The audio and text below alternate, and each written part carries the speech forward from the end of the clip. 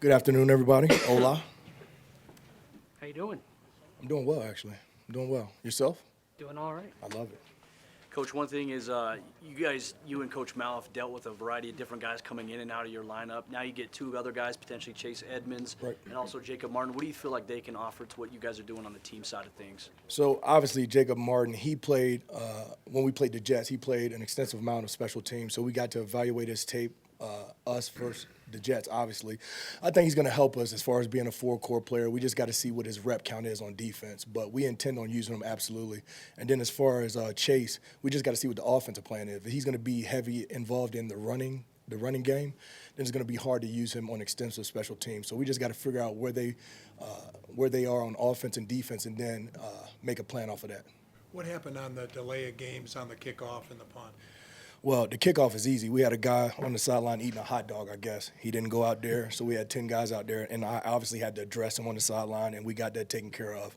Again, it was a transition from field goal straight to the kickoff. We didn't have a chance to huddle. Generally, we huddle on the sideline, and we count to make sure we have 11 guys. But obviously, field goal to transition on the field was a little bit more difficult. And again, I'm not going to say any names, but he knows he was supposed to be out there going forth. We made an emphasis of everybody, all 11 guys being out there. On the delay of game penalty, it has to be better communication between myself and what the actual situation is. We thought that we had a first down. The spot was bad, so we were trying to get a look at it. Took a little bit longer up top to get a picture of it. That's where you got to delay a game penalty. Is this where accountability comes into play, though? Accountability for who? For mistakes like that, there has to be some sense of it, I would assume. I mean, you address the players, and what are you going to do after that, though? You're going to say you're not going to play next week if they're a core special teams player? I mean, you tell them what you want. You expect them to be there, especially since we practice, and he was out there at practice. Now he has to be out there on kickoff. There's nothing I can do. I can go there and grab all 11 guys individually. Hey, it's you out there. You're out there. But at some point, they got to realize what phase we're on and know that they're on that phase and be out there. When you look at the self-scout at the bye week, what are your takeaways, positive, negative, from where the special teams are at? We had a midseason review on Monday. I think we're doing a good job on kickoff coverage. We're doing all right. We've obviously given up some returns that I don't like, 29-yard returns, 28-yard returns, but at the end of the day, we had some success versus San Francisco, Houston, et cetera, so it kind of balanced out. I think we're doing good on punt as well. Corliss is actually doing a better job as far as distance, as far as location, as far as hang. So we're doing well at that as well. Punt return, we're doing a good job. Everybody obviously knows kickoff return is where we're struggling. We've had 9 reps of kickoff return, and I blame our defense, to be completely honest with you. Because they're stopping offenses so much, we're not getting those kickoffs, right? So I blame E-Jero and I blame the defense. They're doing too good of a job.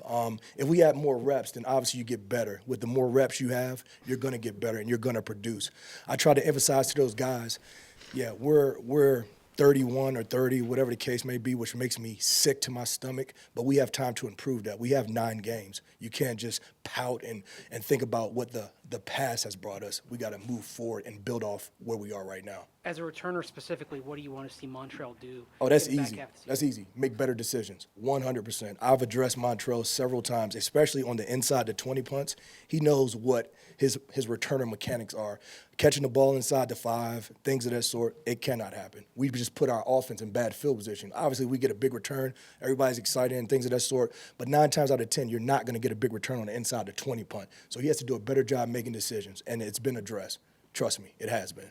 You'd rather have it that way, though, right? A guy who That you got to say, whoa, whoa, whoa, instead Yeah. of giddy up, 100%. But that's Montrell being confident in his ability, and I think sometimes he presses to make plays, right? He plays a little bit of offense, but at times he's not getting the ball, so the next place he can make a play is as a returner. So now he gets in a situation where, oh, I got to do this for my team, because we keep harping, and myself included, we have to provide positive field position for our offense. We want to provide positive field position for our offense.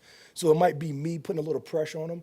I know for sure that we've had a conversation, and he understands fully what we expect out of him. Any more questions?